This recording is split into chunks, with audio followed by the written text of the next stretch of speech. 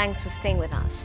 The allegations of mammoth corruption in the run-up to the Commonwealth Games are steadily scaling up to some of the senior-most men involved with organizing the event, and they aren't all Indian. First, an interim audit report suggested that expensive contracts had been awarded indiscriminately by Suresh Kalmadi, Michael Fennell and Mike Hooper, the CEO of the Commonwealth Games Federation. Now NDTV has unravelled a complicated trail of ownership that shows special favour sand contracts might have been given to a man named Craig McClatchy, who was till recently a member of the Commonwealth Games Coordination Commission.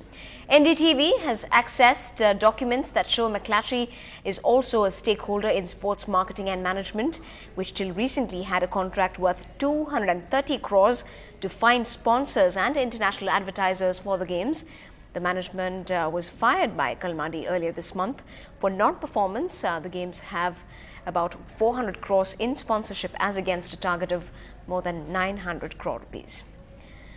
Now in other national news, in the battle over the Mullai Periyar Dam, Tamil Nadu and Kerala have traded charges against each other once again. Tamil Nadu, in its affidavit filed before an empowered panel, has said that the existing dam is safe and can be strengthened. In retort to that, Kerala says in its affidavit that the existing dam is 100 years old and unsafe. If damaged, it will destroy 5 districts, and that Tamil Nadu has no right to claim water in perpetuity.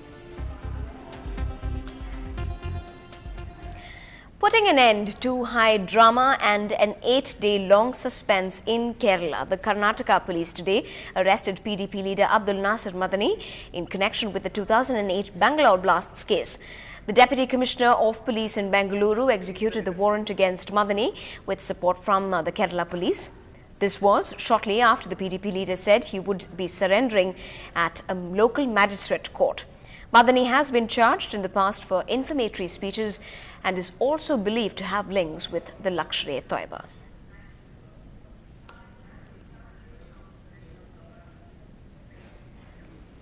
In news from Uttar Pradesh, farmers demanding a better deal for their land acquired by the UP government continued their agitation today as well. The issue rocked the parliament too for the second day, and for the first time in many days, the government and the opposition spoke in one voice against Chief Minister Mayawati. The BSP government was cornered as members said that the land was forcefully taken away from farmers, while the BSP tried to defend their stand. In an overnight development, the Mayawati government has agreed to raise compensation money for farmers after protests continued in parts of the state over land acquisition for the Yamuna Expressway. They have also agreed to release the leader after those protests.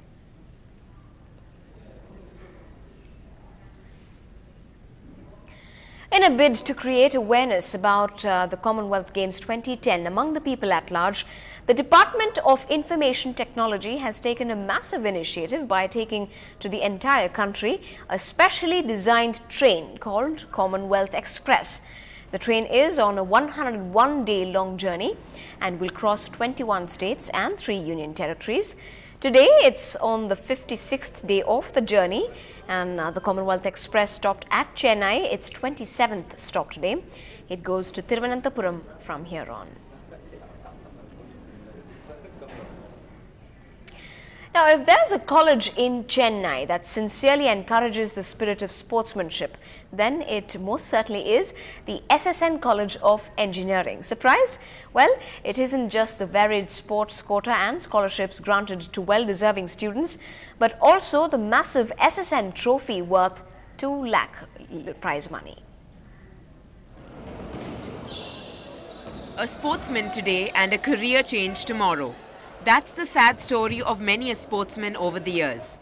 But with a vision to change and an institution to implement that change, the SSN College of Engineering provides not only a sports wing of its own, but also one of the biggest competitive platforms, the SSN Trophy. The 8th edition of this tournament saw the participation of 50 teams. SSN tries to give respect for the sports people. Like they give a lot of good infrastructure for the sports persons to play, to perform.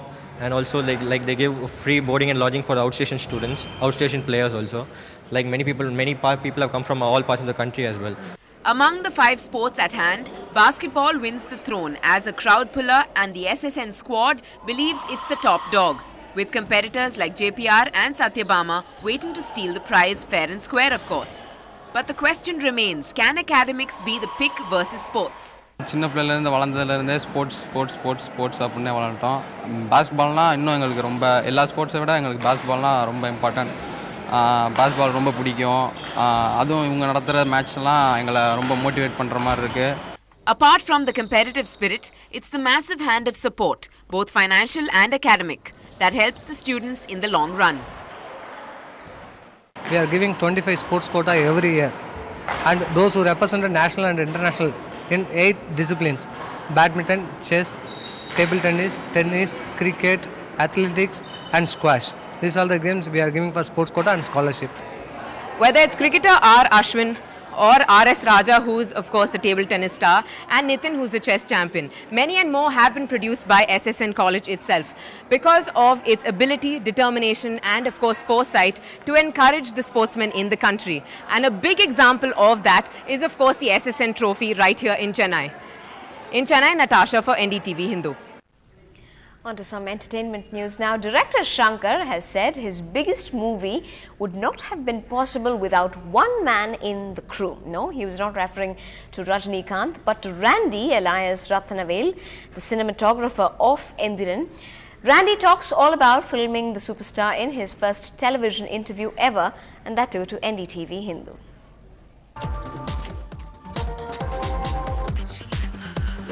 Through these eyes, Rajini's fans will see the country's biggest movie ever, Endiran.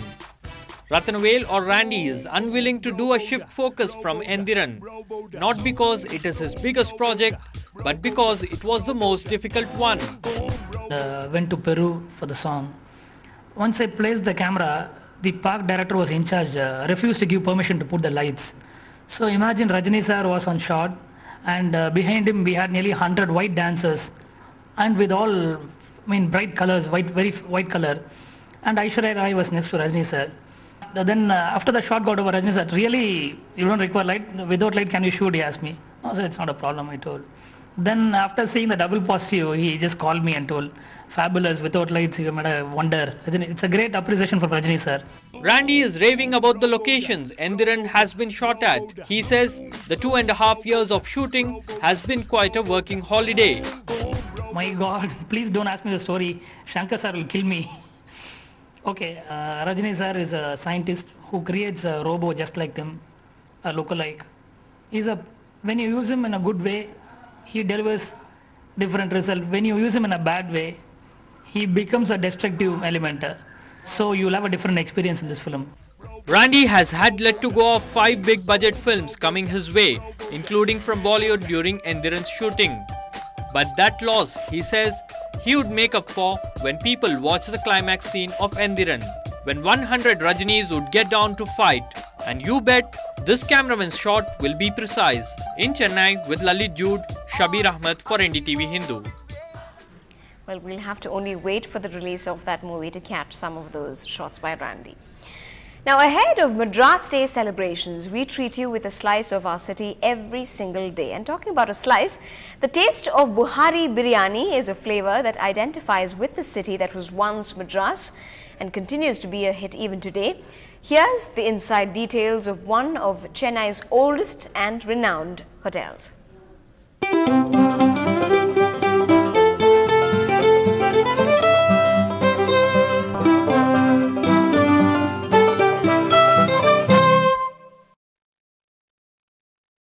In the 1980s and in the years before that, visitors to the city, known as Madras at the time, were told not to miss the Buhari biryani. The restaurant, which started serving guests in 1951, continues to be a hit despite competition from today's sophisticated range of restaurants. Great to run the restaurant as my grandfather started, and I am proud to run this restaurant. They made a good revolutions, like giving uniforms to the waiters, cutlery, crockery. He's the person introduced, and he started the standalone fine dining restaurant in Chennai. He's the first person to do. The hotel, a well-known landmark in Chennai today, was started by A.M. Buhari shortly after he returned to India from Colombo. Buhari Hotel's regular guest lists include traditional visitors, families that cannot do without a Buhari meal at least once a month. It was like my father who used to come here in the 70s and 80s, and he used to tell me like a lot about this hotel, and even at night like he can get some food here. So I have been a bit of craze here. I mean, like eating here, like whatever the soup, whatever he used to tell, and the samosa. So, and like actually after my college life with my friends, like I thought like I'll come here. So for the past 1.5 years, I am being here. Any day, a meal at the Buhari is a real treat, as the restaurant of the past continues to delight the taste of contemporary Chennai. In Chennai, Zoya Thomas for NDTV Hindu. Well, make sure you drop Buhari's a visit if you still haven't. It's definitely a great place. That's a wrap on this bulletin. Thanks for watching.